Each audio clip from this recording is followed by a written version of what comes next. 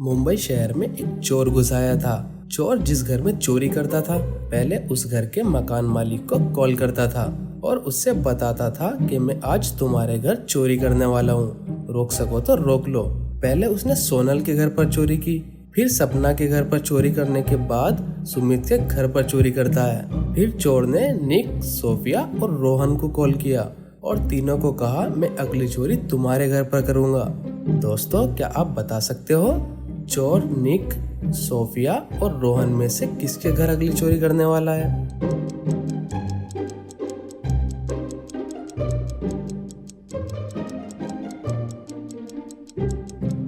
चलिए आंसर देख लेते हैं। चोर एस अल्फाबेट पैटर्न को फॉलो कर रहा है। पहले उसने सोनल के घर पर चोरी की, फिर सपना के घर पर चोरी करने के बाद लास्ट में सुमित के घर चोरी की।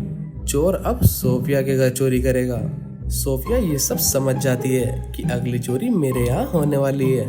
सोफिया तुरंत पुलिस को कॉल करती है और सभी चोरियों की घटना पुलिस को बताती है। पुलिस सोफिया के घर पहुँचती है। अलमारी का लॉक खुला होता है और सोफिया भी घर से गायब होती है।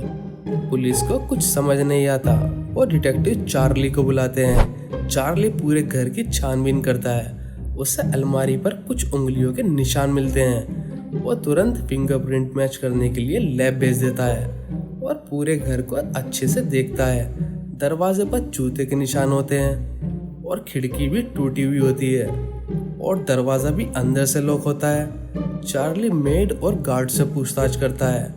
मेड कहती है सर मैं तो किचन में सो रही थी। गार्ड कहता है मैं घर के बाहर पहरा दे रहा था, अचानक मेरी आंख लग गई और मैं सो गया था। तभी चोर आया और चोरी करके चला गया। चार्ली दोनों की बातें सुनता है और दरवाजे के पास के क्लूज देखता है। चार्ली सोचता है लगता है कि मेड और गार्ड में से कोई चोर के साथ मिला हुआ है। क्या आप सोच के ये बता सकते हैं चार्ली को ऐसा क्यों लगा?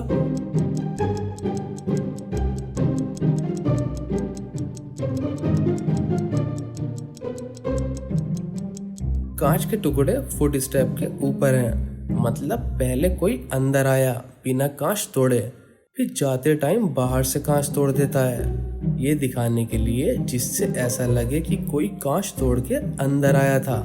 तभी फिंगरप्रिंट रिपोर्ट आ जाती है। अलमारी पर 3 लोगों के फिंगरप्रिंट होते हैं, मेड, सोफिया और किसी और के भी।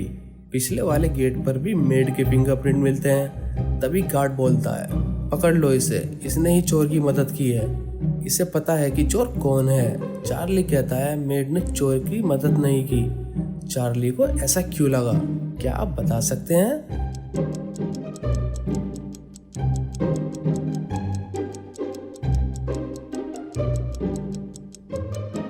मेड कहती है सर जब मैं सोकर उठी तो मैंने देखा कि सोफिया मैम घर पर नहीं थी।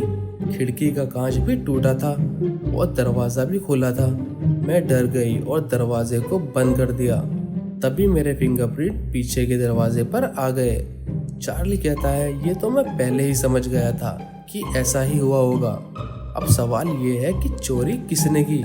तभी चार्ली को पास में एक पेन दिखता है। चार्ली पेन को देखता है। पेन पर लिखा होता है सिटी स्टोर। चार्ली समझ जाता है ये पेन जरूर सिटी स्टोर से लिया होगा। चार्ली सिटी स्टोर जाता है और स्टोर के ओनर को पेन दिखाता है। ओनर पेन को देखकर कहता है ये पेन तो राकेश का है और वो पास वाली बस्ती में रहता है। चार्ली पास वाली बस्ती में जाता है और चोर को पकड़ लेता है और सोफिया को भी बचा लेता है। नेक्स्ट लॉजिकल स्टोरी देख लेते हैं। शेफाली एक बैंक मैनेजर है। उसे डिटेक्टिव बुक्स पढ़ना बहुत पसंद था। एक दिन शेफाली डिटेक्टिव चार्ली को कॉल करती है और अपने घर पर हुई एक सस्पेक्ट स्टोरी को बताती है। चार्ली शेफाली के घर आता है। शेफाली उसे बताती है मैं बुक्स पढ़ रही थी, मम्मी और डैडी भी अपने फ्रेंड के यहाँ डिनर के लिए गए हुए थे। बुक्स पढ़ते हुए घर की सभी लाइट्स बंद हो जाती हैं और मैं कैंडल जलाकर फिर से बुक्स पढ़ना शुरू कर देती हूँ। लेकिन 5 मिनट बाद ही डोर बेल बजती है।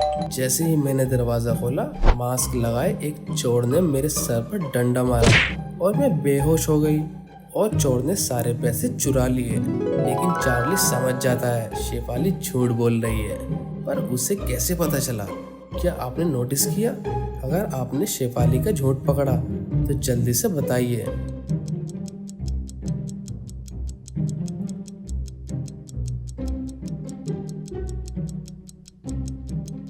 चलिए आंसर देख लेते हैं। शेफाली ने बताया घर की सभी लाइट्स बंद हो गई थी, मतलब घर की लाइट भाग गई होगी और शेफाली ने कैंडल जलाई। अगर घर की लाइट्स बंद हो गई तो डोरबेल कैसे बज सकती है? चार्ली ये समझ जाता है, मतलब शेफाली ने अपने घर खुद ही चोरी करवाई।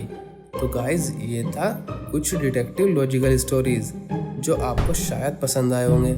एंड और भी मज़ेदार वीडियो देखने के लिए चैनल फॉलो ज़रूर करें, क्योंकि आगे हम IQ चैलेंज वाली बेस्ट वीडियोस आपको दिखाने वाले हैं। Thank you guys.